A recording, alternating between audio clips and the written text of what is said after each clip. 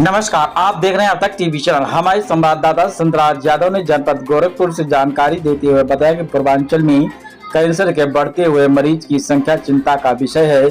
ऐसे में मरीजों को समय से इलाज न मिल पाने से जहां मरीजों की असमय मौत हो जाती है, तो वहीं इलाज के नाम पर उनसे मोटी धन उगाही भी की जा रही है। ऐसे में max super specialty hospital Lucknow ने पूर्वी उत्तर प्रदेश में उन्नत कैंसर उपचार सेवाओं की पहुंच को और मजबूत करने के लिए गोरखपुर में अपनी डेडिकेटेड ऑन्कोलॉजी ओपीडी सेवाओं की शुरुआत की है।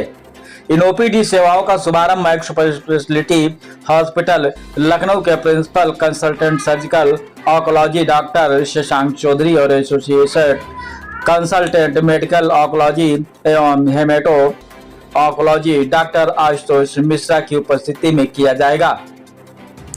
डॉक्टर शशांक चौधरी प्रत्येक माह के पहले गुरुवार को लाइफ केयर हॉस्पिटल गोरखपुर में परामर्श के लिए उपलब्ध रहेंगे। वहीं डॉक्टर आशुतोष मिश्रा प्रत्येक माह के दूसरे और चौथे बुधवार को शकुंतला हॉस्पिटल तथा ANR रेलवे ऑफिस में मौजूद रहेंगे। डॉक्टर शशांक चौधरी ने कहा कि कैंसर के सफल उपचार में शुरुआती पहचान सबसे महत्वपूर्ण भूमिका निभाती है और इससे मरीजों को बेहतर नतीजे मिलते हैं। जागरूकता बढ़ाने और मिनिमली इन्वेसिव तथा प्रोसीजन आधारित ऑन्कोलॉजी में प्रगति के कारण अब हम अधिक सुरक्षित और प्रभावी उपचार उपलब्ध करा पाएंगे। वहीं डॉक्टर आशुतोष मिश्रा ने कहा कि इम्यूनोथेरेपी, टारगेटेड ट्रीटमेंट और CAR-T थेरेपी जैसे उन्नत उपचार पद्धतियों के जुड़ने से कैंसर मरीजों की सर्वाइकल रेट और जीवन की गुणवत्ता में काफी सुधार हुआ है। आइए चलते हैं हमारे संवाददाता के साथ। सर, पूर्वांचल में कैंसर रोगियों की क्या स्थिति है और किस तरीके के ज़्यादा रोगी आते हैं? पूर्वांचल के जो हमारे मरीज हैं, जैसा कि पूर्वांचल में अगर हम बात करें तो दो बड़े सेंटर हैं, एक है अपना वाराणसी और एक है गोरखपुर। तो वाराणसी के लिए पहले से ही क्या बोलते हैं टाटा और BHU दो बड़े सेंटर हैं जहां पर कैंसर के रोगी अपना इलाज ठीक ढंग से करा पा रहे हैं। लेकिन गोरखपुर में अभी बड़े जो अस्पताल हैं ये गवर्नमेंट के या कॉरपोरेट के नहीं हैं। इसलिए क्या होता है कि हम लोगों का ये फोकस है कि गोरखपुर के मरीजों को भी एक प्रॉपर कैंसर का ट्रीटमेंट मिल पाए।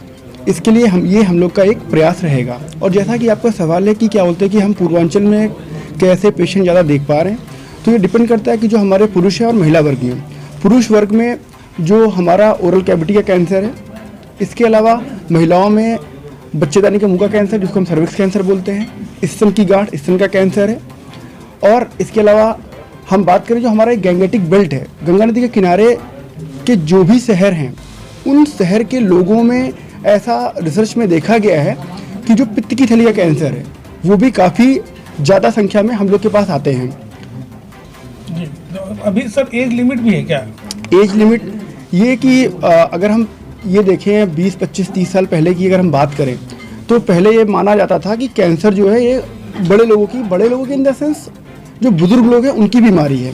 लेकिन जैसे जैसे समय और माहौल बदल रहा है वैसे कैंसर सिर्फ एक उम्र तक सीमित नहीं रह गया है और फिर बहुत सारे फैक्टर्स होते हैं जो कि पर्यावरण के अलावा कुछ जेनेटिक फैक्टर्स भी होते हैं कि बहुत लोगों के परिवार में वो बीमारी चलती चली जाती है, तो उन परिवार में अगली जनरेशन में बीमारी थोड़ा पहले आती है।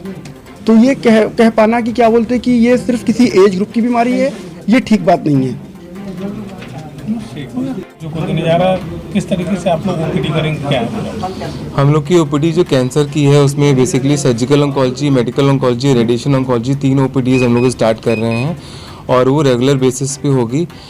मेरी OPD जो है महीने के पहले बृहस्पतिवार में होगी और बाकी मेडिकल ऑन्कोलॉजी की OPD 2 दिन होगी और महीने के 2 दिन में, और रेडिएशन ऑन्कोलॉजी की OPD भी महीने के 2 दिन में होगी।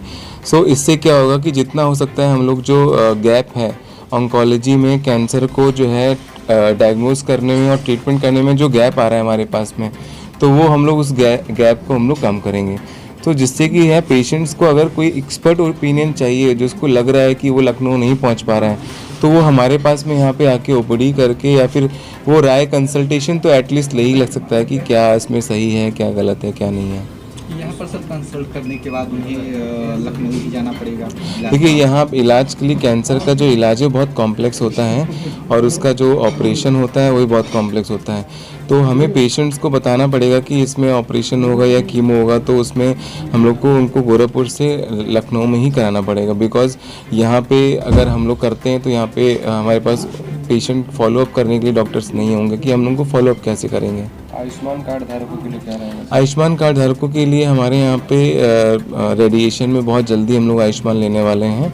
तो स्टार्ट हम लोग रेडिएशन से करेंगे, फिर बाकी आगे सर्जरी में या फिर मेडिकल ऑन्कोलॉजी में अगर लेना होगा तो वो बात में डिसीजन सर, जो है। गरीब मरीज हैं जो कैंसर से पीड़ित हैं उनके लिए क्या सुविधाएं हैं? गरीब मरीजों के लिए हमारे पास में जो सरकार की जो है CM PM फंड, मुख्यमंत्री राहत कोष है, तो उससे हम लोग कराते हैं। इसके अलावा हमारे पास सेंट्रल गवर्नमेंट हेल्थ स्कीम्स हैं, ECHS पैनल्स हैं, कई सारे पैनल्स हैं जिससे हम लोग मैक्स में ऑपरेट करते हैं। इसके अलावा हम लोगों ने कैंसर के लिए स्पेसिफिकली अलग से कोड्स बनाए हैं। कैंसर की सर्जरी के जो कोड्स हैं, जैसे किसी में 3 लाख या 4 लाख खर्चा आ रहा है, उनके कोड्स हम लोगों ने 2 या 2.5 लाख तक में करने का प्लान किया है। तो वो कोड्स से हमारे जो सर्जरीज हैं वो काफ़ी रेट्स गिर जाते हैं, तो काफ़ी कम हो जाते हैं। मैक्स हॉस्पिटल गोरखपुर में भी देखने को मिला। अब अभी तो मैक्स 1.5 साल हुआ है लखनऊ में ओपन हुए और बहुत अच्छी तरीके से रन कर रहा है। जो कि ये पहले सहारा हॉस्पिटल था और अब उसको मैक्स ने टेक ओवर किया है, तो उसमें कई सारी नई सुविधाएं हो गई हैं। अगर इन केस पेशेंट ओवरफ्लो होते हैं तो मैक्स को गोरखपुर में खोलने में कोई प्रॉब्लम नहीं होनी चाहिए।